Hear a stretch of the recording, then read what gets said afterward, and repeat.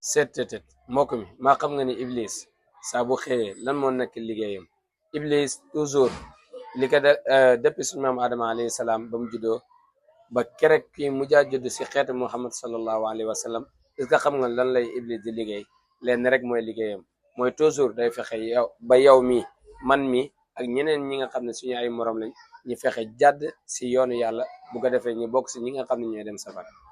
tey nag dama lay wax juróomi étape yoo xam ni bokk na si étape yu gën a amal iblis solo yu muy jaaree doomu aadama. mbokk mi maa pare nga pour xam étape yooyu bu ko defee nga daal di jànkuwanteeg iblis bañ ko may dara, bul ko may dara. mbokk mi dàq ko, mu ngi noonu toog de, mu ngi toog sa pegg. auzu billahi mina shaytaani rajim. fexeel bu mu la yàqal mukk, taxawal bul yàkkamti, loo yàkkamti déglul vidéo bi ba mu jeex.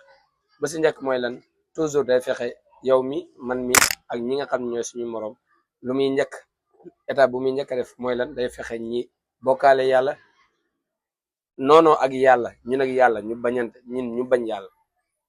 allahu akbar, loolu lay njëkk a def. étape boobu si lay njëkk a jaar doomu aadama, fekkee doomu aadama muy bokkaale yàlla di def loo xam ni neexul yàlla. te yàlla lu mu wax aaya yi ñëw si bokkaale ak a bëri di wane ni nga xam ne ni nga xamee ni yàlla noonu la bañee bokkaale. inna shirka la zulmun azim. bokkaale day tooñ la bu màgg bu rëy la si yàlla. beneen aaya yàlla na inna allaha la yaxfiru an yusraka bihi wa yaxfiru ma duna dalika liman yasha. yàlla day mooy jégal ki ko soob, dafay jégale bàkkaar yëpp ba mu des benn bàkkaar mooy ban, bokkaale yàlla. étape bi bu fekkee seetaan jëm na ko ba sonn si yow réussirul dafay daal di jël deuxième étape mooy ban, mooy day fexe nit ki di def bidaa, keneen jëf ju ñaaw yoo xam ni ñu fi jiitoon kenn mosu ko woon def. jaare kii iblis, moom iblis foofu lay jaare doomu aadama yi, ñuy fexe di keneen lu bon loo xam ni képp ku ko def rek ñoom dañ si am bàkkaar te ñoom it seen bàkkaar dara du si wàññeeku. troisième étape bi bu fekkee iblis réussirul si ñaar yi, dafay fexe yow doomu aadama bi ngay def ay bàkkaar yu rëy, bàkkaar yi yoo xam ni mën na la alak. boo deewoon rek boo amul sens safara ngay gën a jege kalan ka aljanna, kanaa yàlla si mbaaxam mu daal di lay dugal aljanna si mbaaxam. quatrième étape bu fekkee ni réussirul troisième étape bii nii, dafay fexe ngay def ay bàkkaar yu te doo si conscient, wala boo si conscience sax yow doo def bàkkaar yi muy dara, da ngay jàpp ni lii bàkkaar bu ndaw la, yàlla mënul la si toppee, yàlla doo si dugal safara. noonu lay def ba nga min bàkkaar yi ndaw yi. bàkkaar yi ndaw yi nag bu dajee day mel ni ab bàkkaar bu mag, bu ko defee rek mën na laa yóbbee safara, moo xam da ngay jaar safara génn wala danga fay sax ba abadan.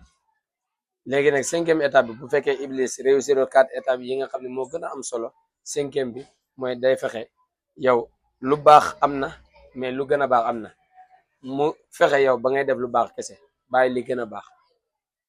comme tey si misaal nga war a joxe julli xam nga naafile baax na, nga joxe julli teg si naafile moom moo gën nga julli kese farata bi daal di dem sa yoon. léegi iblis noonu lay def, fexe rek ngay joxe farata yàlla yi, doo si teg benn naafila, doo si teg leneen lu baax, wala boog ngay joxe asaka doo saraxe yu mel noonu lay fexe.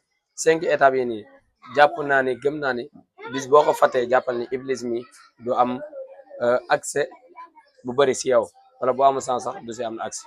te iblis nag waxoon naa leen si commencement bi lenn rek mooy yitteem, mooy fexe ba ñun ñi ñu daal di weddi yàlla. bu ñu weddee yàlla ba pare nag bañ a nekk ay nit, maanaam bañ a tënku si benn diine di def lu ñuy neex. bu ko defee bu ñu demee ba taseeg yàlla duñ xam luñ koy wax, yàlla mbugal ñu mbugal bu métti.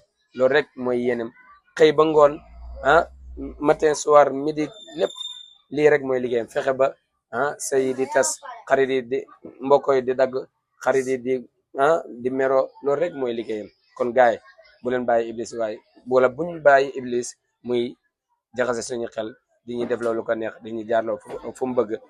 bu leen fàtte partage yi, aimé bi, commentaire yi ngeen wax ñi seen avis. ñi ngi gis commentaire ñi ngi gis aimé yi, macha allah. yal na yàlla gën leen barkeel, fayal ñu leen. wasalaamaaleykum wa rahmatullah. dumtum fi amanillah. yaa ngeen jëf.